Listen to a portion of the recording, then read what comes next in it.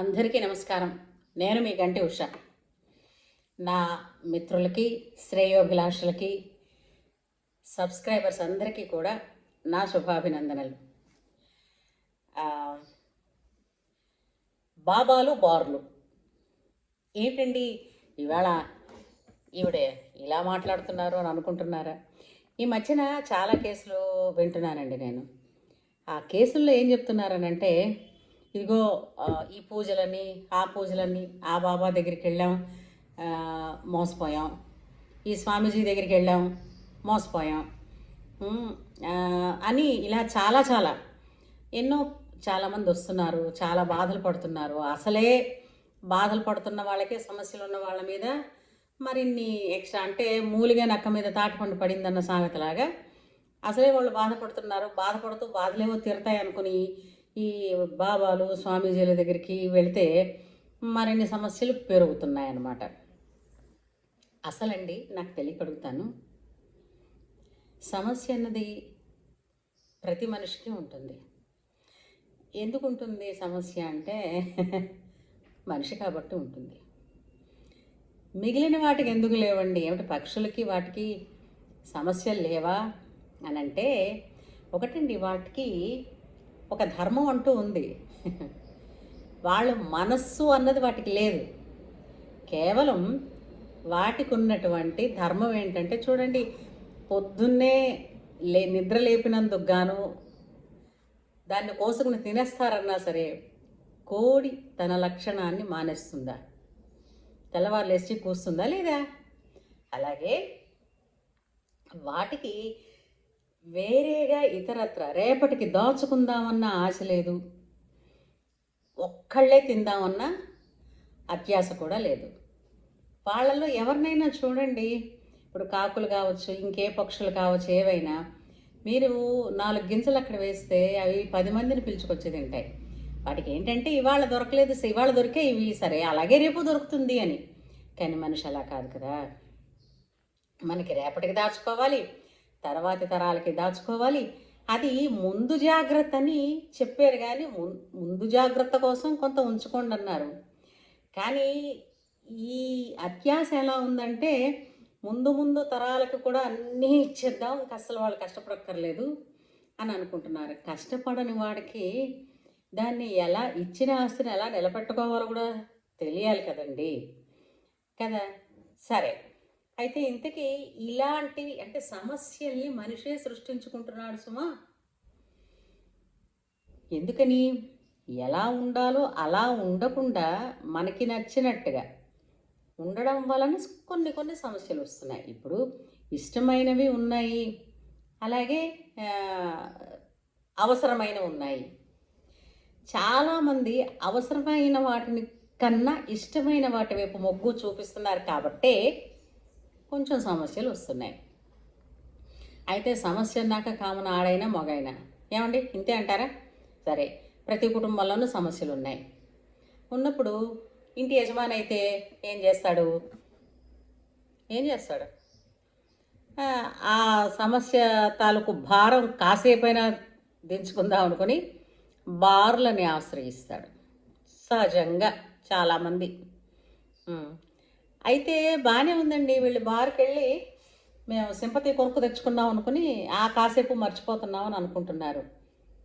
మరి ఇంటి యజమాని అలా చేస్తే ఇల్లాలు ఏం చేస్తుందండి? దేవతలు ఉన్నది ఒక్కటే కదా, దేవతలు లేదా గుళ్ళ చుట్టూ ప్రదక్షిణాలు చేయడాలు ఇవన్నీ చేస్తారు. వీటితో పాటు అక్కడ ఎవరో కూర్చుని ఉంటారు, నలుగురు స్వామీజీలో బాబాలో కూర్చుంటారు.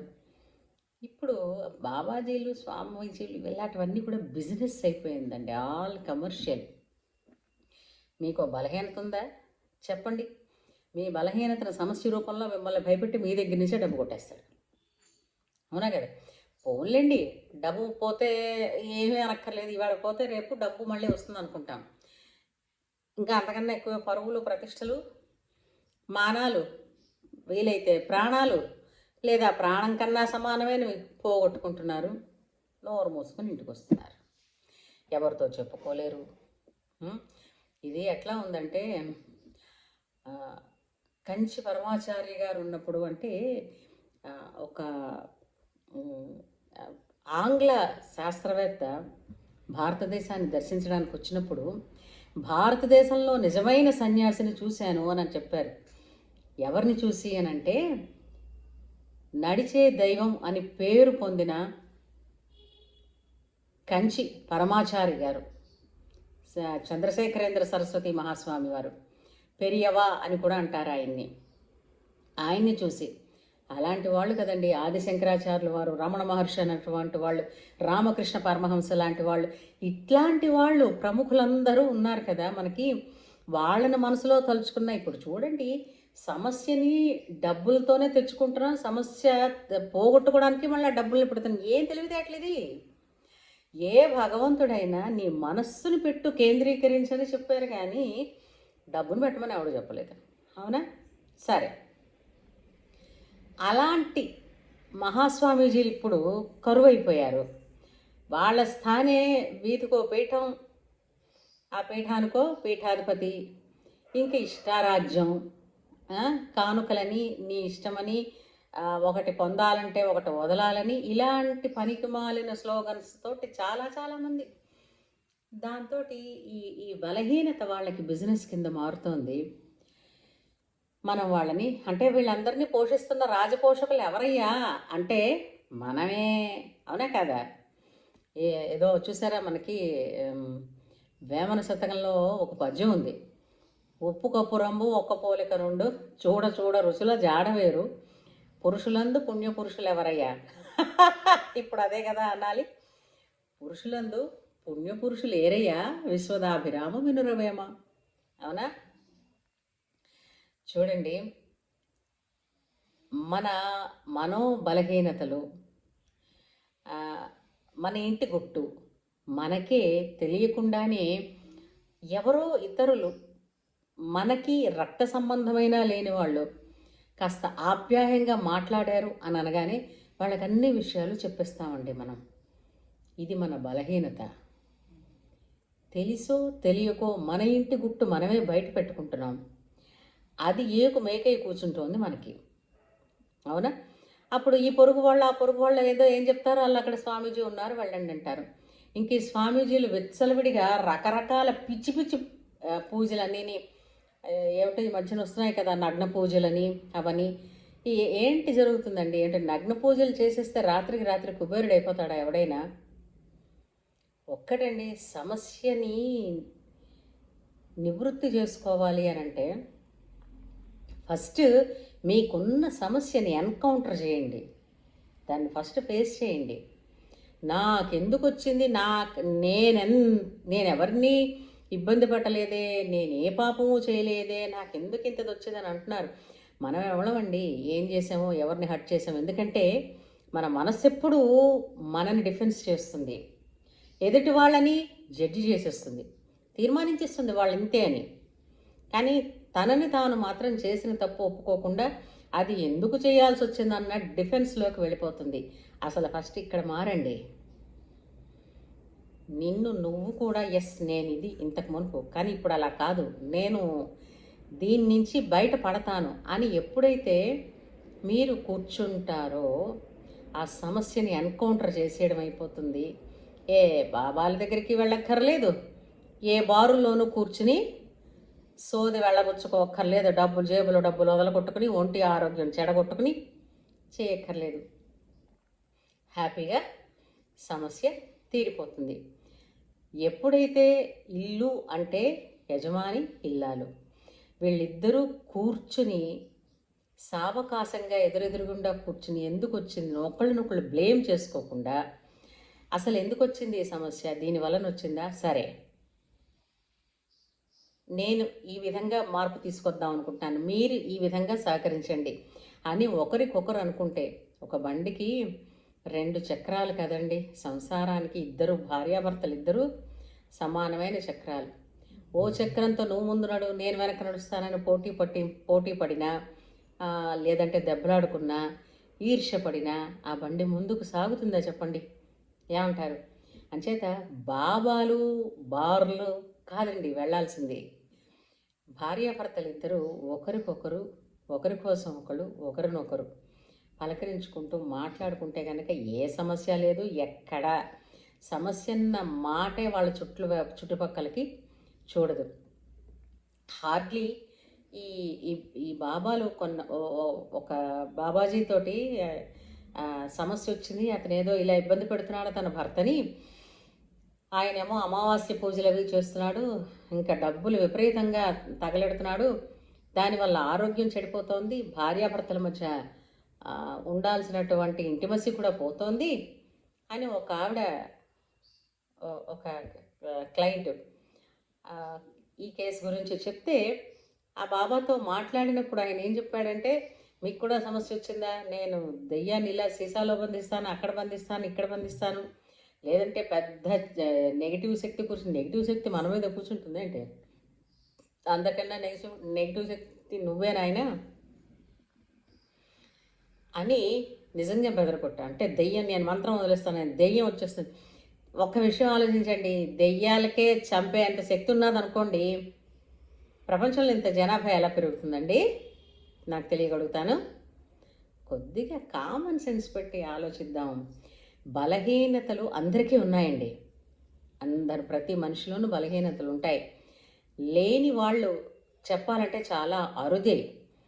ఆ బలహీనతలు లేని స్థితికి రావాలంటే మనసుకి పటిష్టమైనటువంటి ఒక డిసిప్లిన్ అలవాటు చేస్తే కనుక ఆ బలహీనతలు ఉన్నాం. కొండొకచో బలహీనతలు ఉన్నా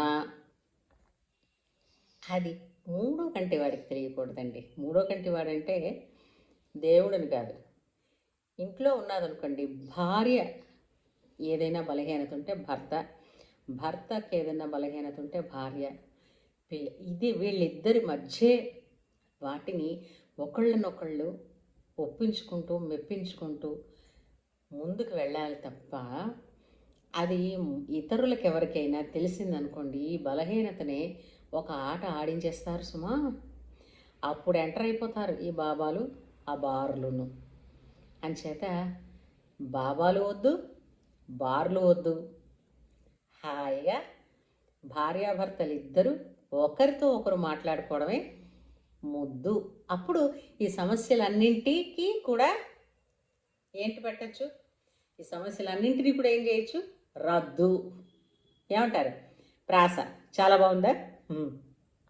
సో తల్లుల్లారా, ఎవరో కాస్త ఆప్యాయంగా మాట్లాడారని మొత్తం కుటుంబ ఇన్ఫర్మేషన్ అంతా వాళ్ళ చేతుల్లో పెట్టకండి. అది తెలివి తక్కువతనం అనిపిస్తుంది. ఎందుకంటే ఇంటి గుట్టు లంక చేయటం విన్నాం కదా సామెత. ఇంటి విషయాలు ఇంట్లోనే ఉండాలి. అవతల వాళ్ళు కాస్త ప్రేమగా మాట్లాడినంత మాత్రాన వాళ్ళు మాట్లాడితే మాట్లాడనండి, దానికి మనం ప్రతిస్పందించకూడదు. వాడి ఎందుకో ఎక్కువగా పొగుడుతున్నాడు, నన్ను ఇంట్లో ఎప్పుడూ ఎవరూ పొగడలేదు కాబట్టే నేను ఈ విధంగా చేయాల్సి వచ్చింది అని చేతులు కాలేక ఆకులు పట్టుకోవడం కాదు. Prevention is always better than cure. ఏమంటారు మీరు? సో ఏ బాబాని పడితే ఆ బాబాని నమ్మేసేసేసి వెళ్ళకండమ్మా ఆ పీఠాలకి వాటికి. కొద్దిగా ఆలోచించండి. మన భగవద్గీతలో చెప్పలేదా ఏదైనా మనకి సమస్య ఉంటే? ఒకప్పుడు పురాణాల్లోని ద్రౌపది, సీతాదేవి, దమయంతి వీళ్ళందరూ ఎన్నో కష్టాలు పడ్డారు. వాళ్ళ కష్టాలతో పోలిస్తే మనకున్న కష్టాలే కాదండి. అవి మనకి తెలియకపోవడం వలన మనకు వచ్చిన సమస్యనే పెద్ద సమస్య అనుకుని సమస్యను భూతంగా ఊహించుకుంటున్నాం కాబట్టి మనం భయపడుతున్నాం. అతి తెలివైన ప్రాణి, అత్యంత చురుకైన సునిశ్చితమైనటువంటి దృష్టి కలది, బుద్ధిశక్తి కలిగినటువంటి ప్రాణి ఎవరైనా ఉన్నారంటే మనిషే. వీళ్ళు సాధించలేనిది ఏం లేదు. ఎందుకంటే దేహం ఉంది, ప్రాణం ఉంది, ఇంతకన్నా ఏం ఉండాలి ఓ మహాకవి చెప్పినట్టుగా. అంచేత పడకండి. మనసుని బలవంతంగా అంటే బలపరుచుకోండి. మానసిక దృఢత్వం రావాలి. అప్పుడు ఈ బాబాలు గీబాలు మన ఎవ్వరూ కంగించలేరు. ఏమంటారు మీరు? మీరేమంటున్నారు? మీకు ఇలాంటి బాబాలు, ఇలాంటి స్వామీజీలు ఎక్కడైనా తారసపడ్డారా? కింద కామెంట్ సెక్షన్లో తెలియచేయండి. ఎప్పుడు నన్ను ఆదరిస్తున్నట్టే ఇప్పుడు కూడా దీన్ని కూడా లైక్ చేసి షేర్ చేసి సబ్స్క్రైబ్ చేయండి. ఉంటాను.